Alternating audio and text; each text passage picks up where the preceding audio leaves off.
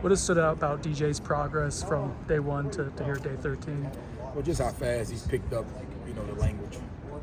Our quarterbacks here have always had a lot of freedom, so you got to learn it before you can start changing things and changing the look. So I think, as fast as he picked up the language, because it's all concepts. Offensive football is concept. Whether it be, you call counter this, you call drive this, you call mesh this, everybody has it. So once he got the language really quickly, it's good to see him kind of know how to operate with a little bit of comfort level.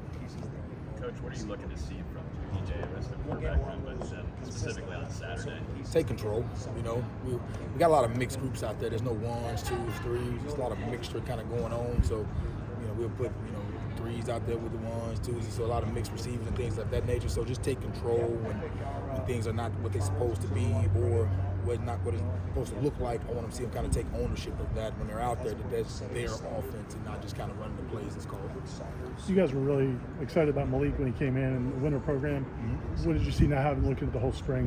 How do you feel about it? Yeah, I like this progression, because that's another position where he's learning another language, and how we do things and how we operate. So there's kind of always like a period of just learning it and the big eyes, and now they're kind of looking forward and progressing and trying to play with a little bit more freedom. So you're seeing that speed happen in real time and not just, in workouts where he can run that route at full speed now because he's confident in what it is and what it looks like. So I like how I've been seeing him grow and still kind of catch his stride.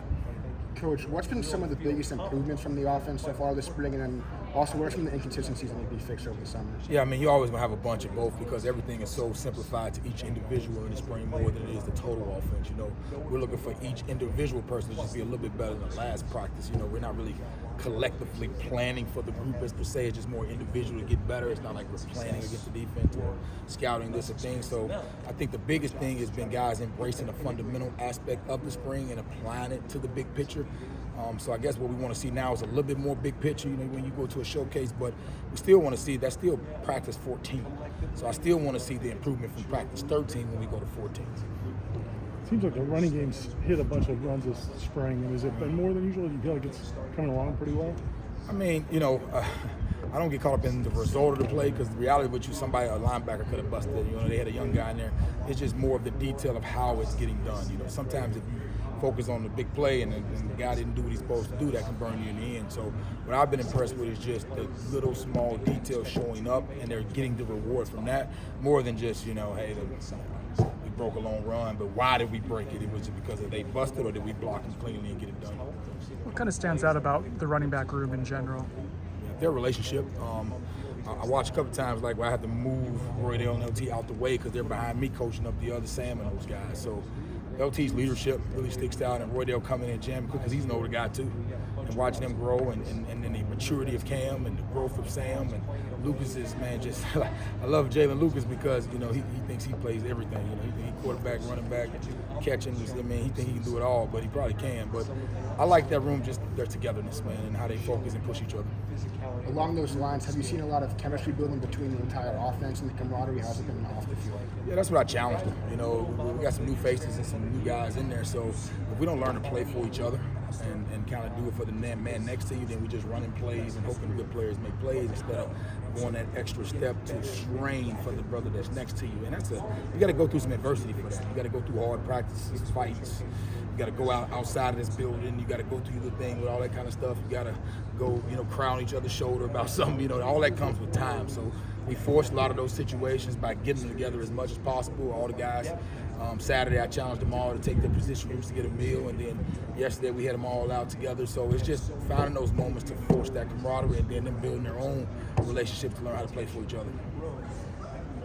Have you seen? I'm sorry, Darius. It seems like he's really embraced the leadership role. Is that something that you guys had to encourage him to do, or is that just natural? Darius is old, so he better. He's been here since before I got here. Darius gave me my first campus tour, so if he can't have leadership, then I don't know.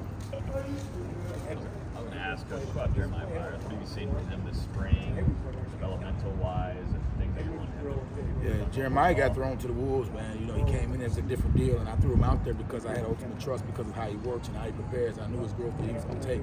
But I think now he's kind of settled in and saw what it takes to be good, and he's had that daily routine for improvement. And that's what it is, man. You got to find your routine to get you a little bit better because it might not be like the next man. You might have to watch a little bit more, come out here by yourself. So I think he found his routine for improvement, and and he has some embarrassing meetings and embarrassing times, which has grown him a lot. So I'm excited to see what he's going to be. What have you seen from the tight end plays? It seems like Landon's really come on strong down the stretch. Landon's a good player. I mean, he's a smart, tough, South Georgia mentality type kid. So, he comes in from a good high school program, so he knows how to work. He knows what to do. Now it's just kind of fighting through that fatigue of just the longevity of college football and how the practice is. I mean, that's the biggest difference. Is every day is game day, and you're not the best player on the field. So, I think once he learns how to strain and get through those hard, adverse moments, because team doesn't come to the end of practice. So you went through 3 practices by the time you get to catch a ball in front of everybody. So I think once his body develops and he can go through a full offseason, he'd be a really, really dynamic player for us. What can the receivers do between now and August to kind of take another step in their development? It's really about, we're about to go into that period where the coach is on the road, so it's got to be player-led. That's the challenge. I mean, we can come out here and direct them all we want to. If they have not built that bond and go push each other outside of us, then we're going to hit a restart button when we get to camp. So that personal drive of leadership, it'll be tested here a while the coach on the road recruiting and gets to move together. Coach, the helmet communication, how have you felt more comfortable throughout spring, and how have the players been feeling with it as well? Yeah, I think it's been mixed feelings, because sometimes we get a little wordy with it. We want to tell them everything. No, man, I think it's been awesome, I don't think it's changed much for us. We have different, unique ways to communicate with our quarterback. But I do like it's more of a calming effect. And with new guys, so you kind of give them, because we don't want to give them cheat codes. We just want to give them nice, soft answers. Hey, calm down. Hey, breathe. Hey, make sure you give me some tempo here. Hey, know the situation of just little reminders right now. But I think as we go into the summer, we go a little bit deeper in how we're going to communicate in game situations, because we still want to install and learn and improve right now. After this spring, what have you learned on the other side of the ball, defensive end, Marvin Jones Jr., and a handful of other guys? We've got from that unit. What have you a lot of good defensive ends around here, man. So, we've never been short on pass pro and 2-minute drills of defensive ends at Florida State. So it's just another practice, man. He's a good player, though. So we've got a lot of them that were very, very tough to block, and it's helped us build that O-line rather quickly.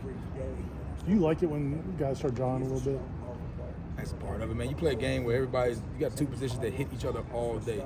So if I bump into anybody twice, we're probably gonna be ready to fight. So that's just a part of it, man. It's a part of it. As long as I tell them, man, get mad but don't lose control. Play with anger but play with poise. We've lost games here because we lost poise and control. But we've also won because we've been a little bit more cheerful, a little bit more determined. So we got to find that balance, and that takes time.